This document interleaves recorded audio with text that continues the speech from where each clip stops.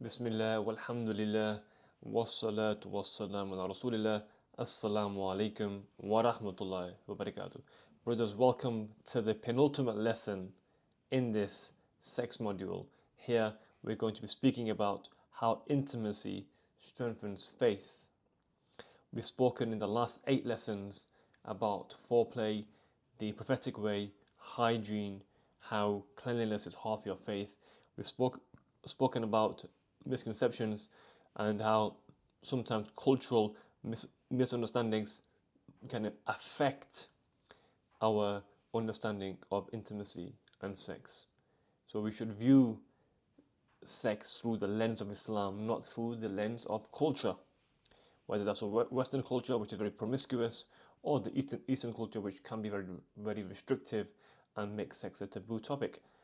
So here we'll speak about how intimacy strengthens faith and the framework of intimacy, not just being a physical act, but a chance to get closer to Allah subhanahu wa ta'ala for husband and wife. Allah being at the top, husband and wife being there. Through intimacy, you can get closer to Him because it's a form of sadaqah and a form of ibadah if done with the right intentions as well. And one of our modules is on supplication, how to unlock maximal productivity from supplication. And there's also supplication as well for being intimate with the wife. So Bismillah, let's start. In Islam, the beautiful thing is everything can be transformed into an act of worship with the right intention. So if you do something with the right intention, it can be an act of worship. Innamal a'malu binniyat. But verily, every action is based upon intentions. And in Sahih Muslim, the Prophet ﷺ says, in the sexual act of each of you, there is charity. This means that engaging in intimacy with your spouse, seeking Allah's pleasure, preventing you from zina, and fulfilling each other's rights can be a form of reward. It's a way to express gratitude to Allah subhanahu wa ta'ala for His blessings. It strengthens the marital bond. One of the first signs of divorce is when the husband and wife stop speaking, stop sleeping, and then eventually they divorce. So regular intimacy brings husband and wife closer together. In the Quran, Allah subhanahu wa ta'ala says in the Quran in Surah Rum in ayat number 21, and among His signs is He created for you spouses from amongst yourselves, so you may find tranquility in them, and He placed there affection and mercy, mawadda and rahmah.